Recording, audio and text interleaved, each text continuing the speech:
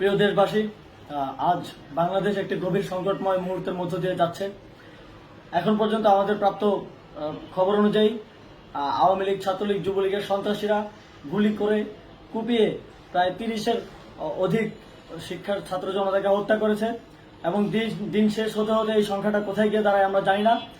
এরই প্রেক্ষিতে আমরা একটি সিদ্ধান্ত নিয়েছি। আমাদের একটি জরুরি সিদ্ধান্ত মোতাবেক আমাদের যে 6 তারিখের যেই লং মার্চ টু ঢাকা কর্মসূচি ছিল সেটাকে আমরা একদিন এগিয়ে নিয়ে এসেছি, অর্থাৎ আগামীকাল 5ই অগস্ট সারা দেশের মুক্তিকামী জনতাকে ঢাকার উদ্দেশ্যে রওনা হওয়ার জন্য আমরা আহ্বান জানাচ্ছি।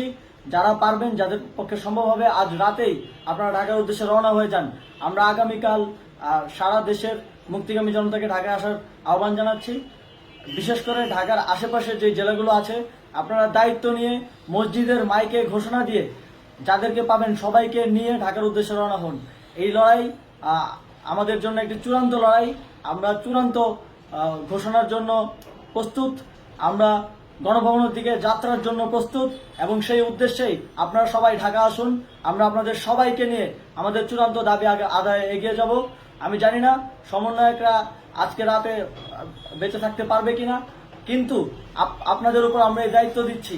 আপনারা সবাই নিজ দায়িত্বে ঢাকায় আসবেন আগামীকাল এবং পরশু পরিস্থিতি বিবেচনা করে পরশু গণভবনের দিকে 4 দিক থেকে আমরা রওনা হব। আমরা খুব আতঙ্কের সাথে লক্ষ্য করছি যে ছাত্রলীগ, যুবলীগ এবং আওয়ামী লীগের গুন্ডারা পুলিশের অস্ত্র দিয়ে পর্যন্ত সাধারণ জনগণের উপর হামলা করছে। কিন্তু একটি সুখের খবর হচ্ছে, সারা দেশের বিভিন্ন স্থানে সেনাবাহিনী ছাত্র জনতার পক্ষে দাঁড়িয়েছে। আবার কিছু কিছু জায়গায় যেমন মিরপুর ও মোহাম্মদপুরে সেনাবাহিনী ছাত্র জনতার বিপক্ষে দাঁড়িয়ে গুলি চালাচ্ছে। আমরা সেনাবাহিনীর প্রতি আহ্বান জানাতে চাই, আপনারা এদেশের নাগরিক এবং আপনারা এদেশের নিরাপত্তার দায়িত্বে আছেন, এদেশের জনগণের যানবাহনের নিরাপত্তার দায়িত্বে আছেন। আপনারা দেশের পক্ষে এবং দেশের জনগণের জন্য কাজ করবেন।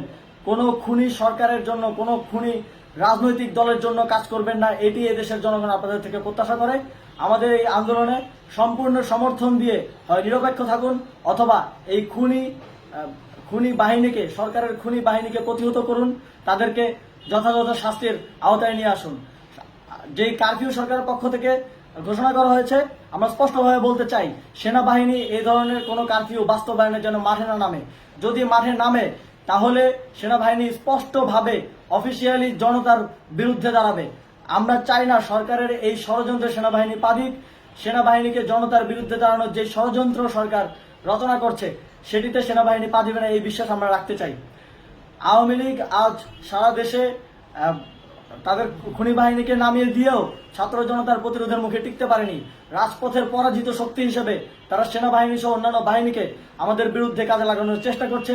এই চেষ্টাকে, এই ষড়যন্ত্রকে ব্যর্থ করতে হবে এবং আগামীকাল সারা দেশে মসজিদে মসজিদে ঘোষণা দিয়ে ঢাকার উদ্দেশ্যে আপনারা রওনা হন। প্রত্যেকটি পরিবার থেকে অন্ততপক্ষে একজনকে ঢাকার উদ্দেশ্যে রওনা করে দিন, এই ইতিহাসের সাক্ষী হতে, একটি নতুন বাংলাদেশের অভ্যুদয় ঘটানোর একজন কর্মী হতে।